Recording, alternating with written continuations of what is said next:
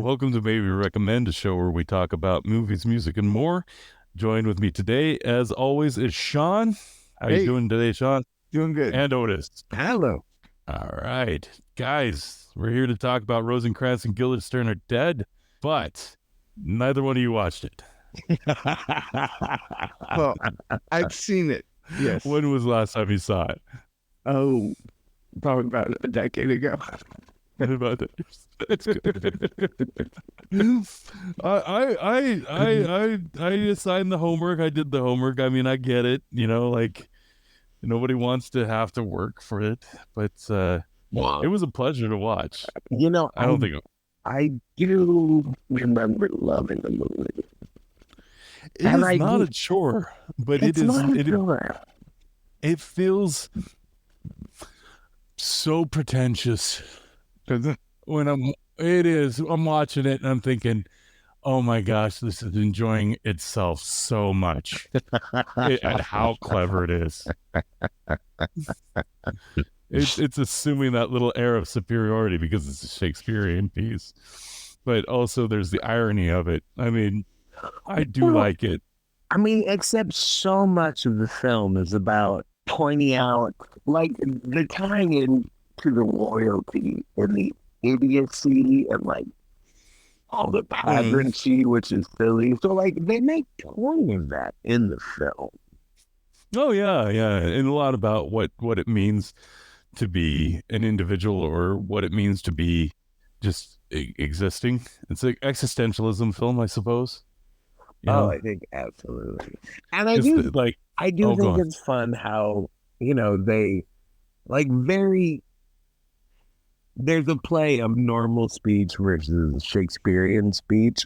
And Mm-hmm. that, and like in between themselves and the sub characters, like the non-royalty characters, all the off-screen stuff. Like they poke fun at all of that. Oh yeah, no, I think it's fantastic. I like the bit where they don't know who is whom. You know, like their names are interchanged. Like he's like, "Am I Rosencrantz? Am I Oh, Guildenstern?" that's right. You know, Right. yeah. And he's like, "Who are you when you're at home?" He's like, "Am I different?" You know, when they're playing the game of questions, which we loved as kids. Oh, we loved Loved, that so much. loved it. Using questions as in like a tennis match, and if there's hesitation, redundancy, or rhetoric, oh, just Right. irrelevant. Oh man, that was fun. Now, who, like, we spent ad nauseum time doing that. Mm-hmm. Really did. And I feel like it crafts the mind to a certain degree, wouldn't you think? Cracks or crafts? Oh, I said crafts. Oh yeah, it definitely is molding you in a certain way. It's definitely. Hey Sean, you haven't joined in a little bit, are you? Where are you at with this? Yeah, Where are you but coming in I'm on here. this show? As far as the questions that game goes, Yeah, did you ever play that? I believe I played it with you guys at Yeah, I Charities. think you might have. And but I was in the situation where I don't think I understood what was going on. A lot of the games I That's played, the best way to play. right? A lot of the games I played with you guys, I was unaware of the rules, so I would just lose a game. That's how I felt. Well, I think that's how we all felt. We would come up with different little fun games for us to play, and half the times we didn't tell each other how to play them. Right, And in fact, I think that's a good metaphor for life. right. Especially adolescent life, Mm. right? Yeah, Maybe that sings to what it is to be an adolescent. Because you really don't know. Well, like this whole movie.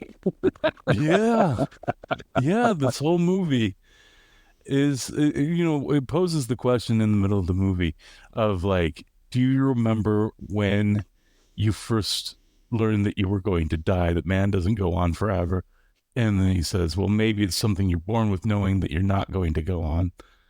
And like that, I think, is something that you grapple with in that adolescent stage when you come out of, your childhood. Oh, I think so. Yeah, Although I think there's an 100%. argument you made that you grapple with that throughout the entirety of your life. You may not remember when you first thought of it, but I'll be sure to remember it until I do die. I don't go on forever. As this sword of Damocles is just hanging over my head every day. I'm at my job typing on a keyboard. That's a great visual. So who played the director in Rosencrantz and Guildenstern? Isn't that the Dreyfuss? troop leader? Yeah, it's Richard Dreyfuss. Oh, Richard Dreyfuss. See, I remember. I wasn't trying to shame you in the beginning. I was just like, I don't know, a little sad, sad that I was like, you're like, I did my homework. I'm not trying to shame you. I did the I'm not trying work. to shame you. I just like, I mean, I've got like this, I guess, Sisyphusian task of rolling this boulder up this hill, and I was hoping that I could get you guys to help shoulder it. If you really wanted help, you wouldn't have been chained to it. Yeah. Oh, I think you got me confused with Prometheus. I guess there's that. Who gets their liver eaten? That's Prometheus, right? Yeah, it is. Yes. And it grows back. That's the real mean thing about it. But no, wasn't Sisyphus chained to the boulder, and then the boulder would fall back down, pulling it back down? No, was he chained? I thought he was. Because, like, why? How would you chain him to the boulder? I don't know. That's rough. How would you push a boulder up that you're chained to? I think you just have to lift it. Maybe that's just it. Yeah. I thought that was the thing. Like, that's why he could never escape. All right, Sisyphus. I feel that way at work. No, he's just forever rolling that boulder. Why would chained to it? Why would you keep rolling? Like, what? Huh. Why would you keep rolling it? I don't know. You think he would have just to. gotten wise to it and been like, this sucks. I'll just walk up the hill without the boulder.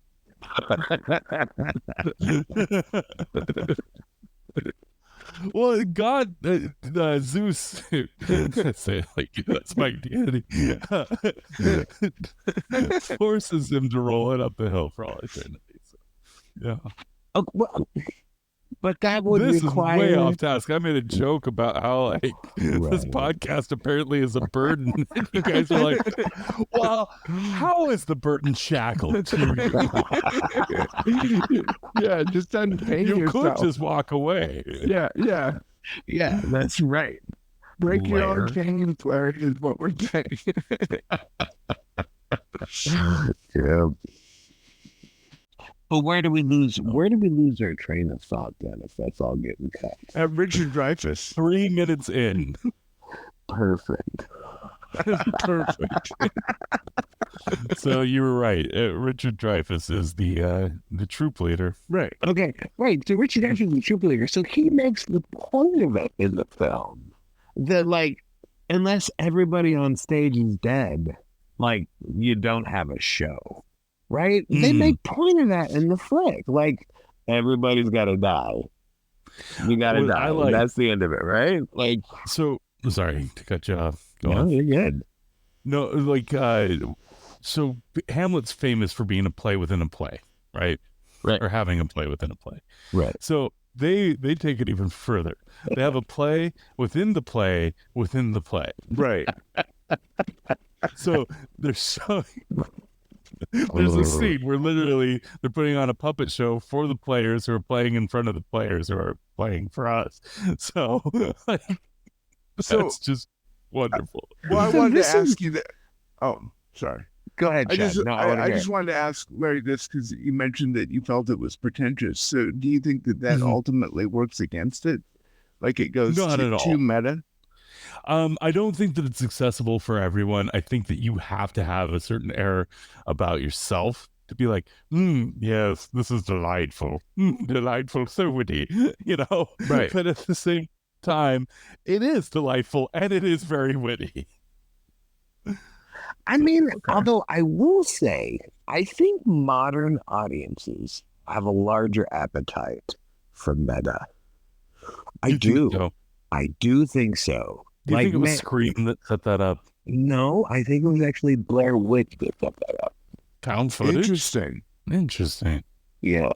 And that was a weird 90s flick.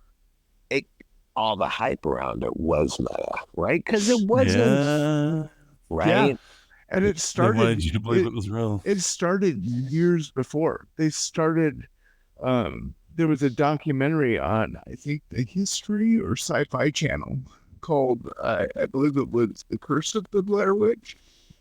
Mm-hmm. And they started. It was before like viral media was a thing. And so they really kind of started that. And it just happened that internet culture took off and they were able to capitalize on it. Oh, that's amazing. Yeah, it's the story of that movie is really awesome. I'll have to check that out. Like, this movie that we're watching, like, Yes. I don't think it has a cult following. I don't know of anybody who really, like, Blair Witch definitely still is, like, they made a video game recently about it. So, like, I think there's enough people to know about it. Mm-hmm. Well, something again. So, in our friend group, though, and I remember this clearly, like, 20 years ago, right?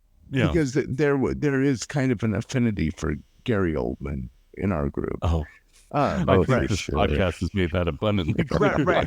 Well, Larry and I became friends really because we had the same favorite movie, which is a movie called Romeo's Bleeding with Gary Oldman. Okay. Sure. And so within this friend group, I remember Rosencrantz and Guildenstern are dead being brought up because of Gary Oldman and Tim Roth. Tim Roth is awesome too. So you know, he really is awesome, but I didn't realize how awesome he was until much later. Right.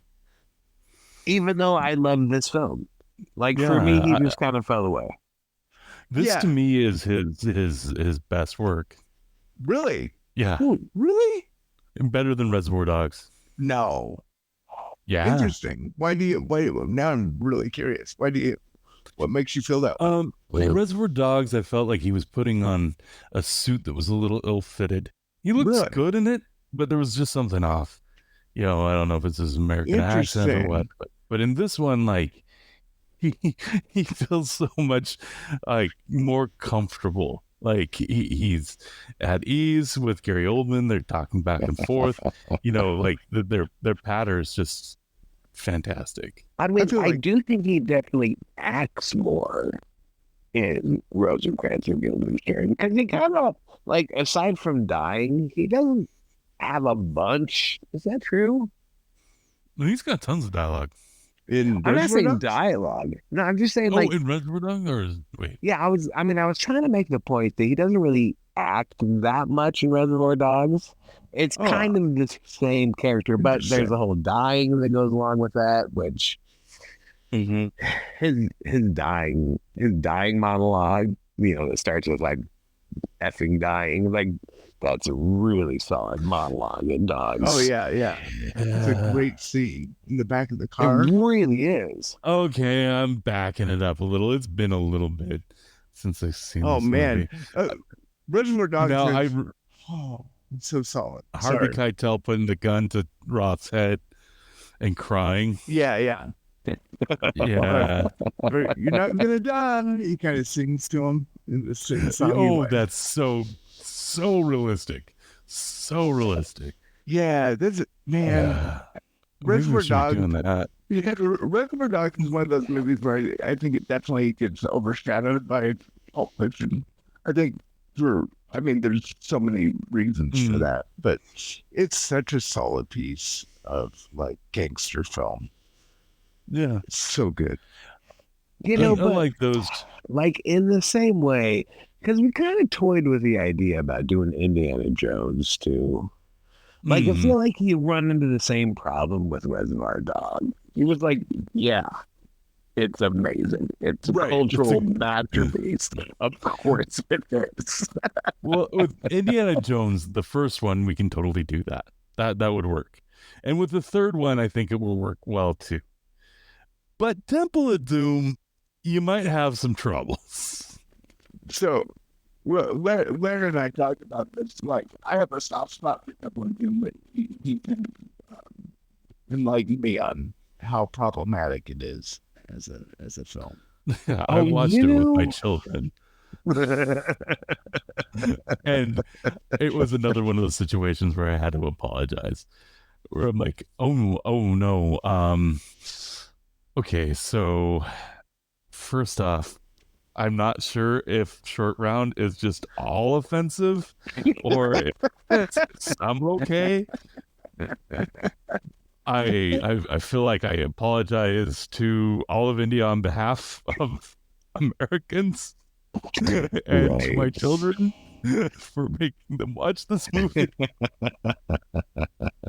I mean, Short Round's got to be offensive, right? I don't think that the actor has disparaged it at all, but it feels. It feels Otis and I were offensive. talking, and one of the lines is, "Feel I step on fortune cookie." Right. Oh yeah, he does say that. Oh no. Right. Yeah. Really rough. Really rough. He does say that. It feels like he stepped on fortune cookie. I still like when you say it's like No Time to Love doll. You call him Dr. Jones doll. Yeah, and yeah, that it doesn't feel good. It doesn't feel right. I probably shouldn't be doing that voice. No, Yeah. probably not. Yeah. But you know, Probably that's not. to But be you fair, were like just the actor explaining. did that voice. Right. Right. You Yeah. were explaining, Larry. Okay. If this gets If this I gets will into defend you, I'll Larry. just let that go. Thank you very much. I love Temple of Doom so much. It's a great memory of mine. And Yes. sometimes that's where they have to remain locked away as something that I can enjoy. See, okay, so this brings me straight to the thing with the podcast. Mm-hmm. Is I feel like there's some service to be had there to like old movies that are a little bit problematic and whether or not they still hold up and like deserve to be appreciated. Yeah, no, I agree with you. Like, it's, we talk about separating the art from the artist. Sometimes we need to separate the art from the art.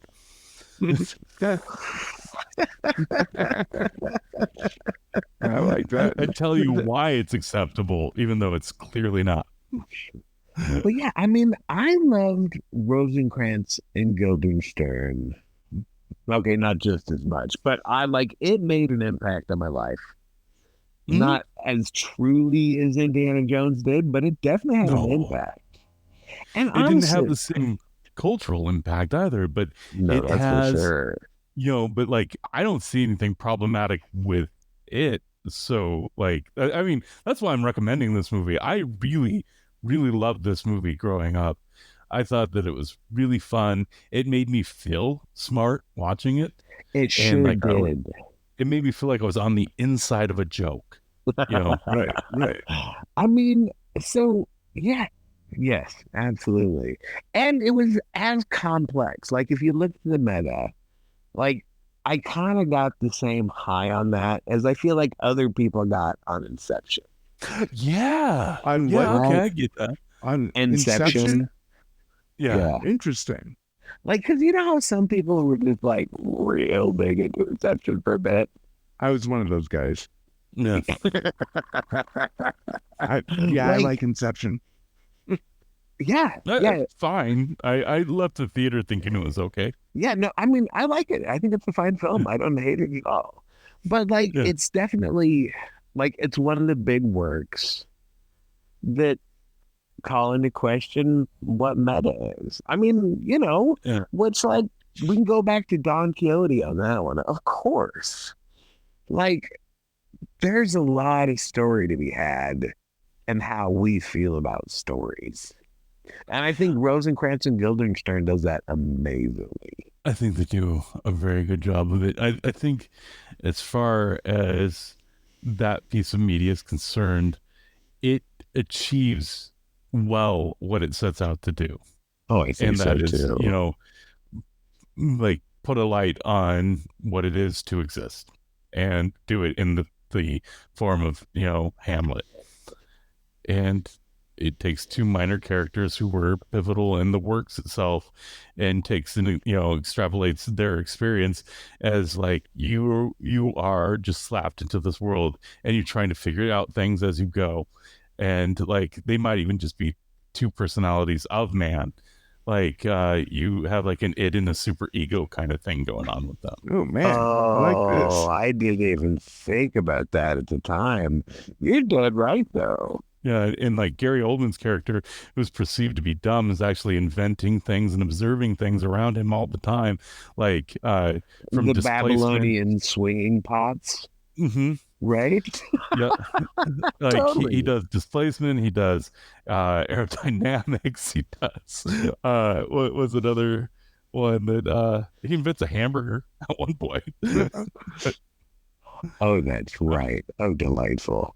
Yeah, and so like I really I enjoy this movie, and it does make me feel like a smart big boy when I watch it. So A smart big boy. I love it. mhm. Like And I do like feel like a smart big boy. I do, and it feels like I get a little pat on the head and says, "Oh, you're getting this, aren't you?" I'm like, "Yeah, I am," and I want other people to feel that way too. And I think I love that about you. it's not. No, I do. I think that's like like.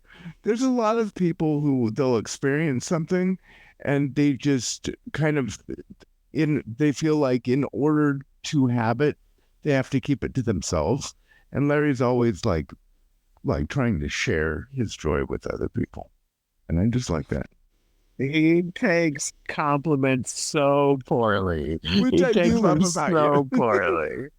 I can't. Yeah, it's very hard for me Yeah. Yeah. to take his sincerity. And I don't even know how I'm going to edit that to come out. Totally. I Now, guess I would now say this have to be gone. Just take out what I said. You're gonna have to just remove everything. you're right. You're right. But Right? There it nice. is. Okay, but it makes it that much sweeter that it's all wrapped inside of a Shakespearean tale, too. Right. So you feel Mhm. like inherently in that you feel like you're smarter than the people who love Shakespeare, who are heralded as being brilliant people, right? Yeah. It So, makes you like, feel like what- your inner circle, yeah. Gotcha. like just it's like perfectly well played. It is like, there's a movie that I like, okay, and it was called I Heart Huckabees. Oh, And sure. Yeah. it tried to do this, It sure did. and I think to some extent it succeeded at being more of an accessible like 101 level into like psych, you know, but I think that this movie makes me feel much better. I mean, I didn't hate I Heart Huckabees, and I enjoyed it, but like, I don't think it's like I'm not going to compare it to Rosencrantz and Guildenstern. No way. Yeah, no. But it was a great movie. It was. I really enjoyed it. Have you guys heard the director's freak out on Lily Tomlin? No. Oh my Oh. God. So it's legendary. I can't remember the name of the director off the top of my head. He directed Three Kings, which I really enjoyed. But he had some argument with Lily Tomlin on set, right? And they're in the middle of the scene, and he flips his shit. It's on YouTube, and I mean, he goes off for a solid. It's minutes, and he's On Lily Tomlin? yeah. What Yeah. could she have possibly done? I at one point I feel like I knew because I was really steeped in that. David but- O. Russell. Yeah. Yeah. Well, just like I was like preparing to go to film school, that kind of thing. So I was just like Oh yeah. just steeped in that culture. And it's such a long rant. And in the end, like, I don't know what she could have done to deserve the absolute thrashing he gives her. Mhm. Like, it's brutal. It is Yeah. like at one point he walks like kind of offset, and you can still hear him in the background, and then he comes back around still yelling at her. And she stays composed. She stays composed, but holy it's something else. You should check it out. Yeah. Well, I might. I don't know. This thing's kind of bummed me out sometimes. Okay, well then don't. Like Christian Bale's freak out. Like, So Yeah, that one kind of bugged me out too. yeah. I don't want to be an apologist about that, but it is like, it's crazy. Like, if you've got like an actor like Bale who's known to be intense, and you're in the middle of an intense scene, and then Yeah. someone like kind of destroys your momentum. I don't think he was right in doing it, but I kind of get it. You know, he's trying to save the world from robots, Larry. I get it. He's doing important work. He is. But so is that grip, and he's traipsing across the stage like da da da da da da da. But like, I understand how that could infuriate you if you're outside of someone's eye line. Was it the director of photography though? I thought it was like no, it was just a grip. I thought it was the DP. No, it's just a guy trying to hang lights. Oh. Yeah, well, I thought he was doing sound. I thought it was the sound grip. I mean, I don't blame him for being angry. Like, the crime isn't being angry. Of course, he should be pissed. The problem for me was his reaction to his anger. Right? Oh, sure. So it's like, yeah, like be pissed all you want, you betcha, and throw a little bit of a tantrum. But like, that was a bit much. Yeah, he really came at the guy. Right. Like, if he just said, like, I'm gonna go to my room until you guys get this shit figured out, that'd have been fine. Right? Oh, yeah, he was lecturing the director of photography. Oh, really? Yeah, so it was about the constant changes in lighting in the middle of a scene. Oh, yeah. And he drops 39 F-bombs. So I'm going to say this about that then, because I think it's worse had it just been a grip, because it's just some like working dude. But Sure. if it's the director of photography, and now he's saying like, be a professional, like, to me, that's more understandable. You're right. Anyway, thanks everybody for listening, and we'll be back next week.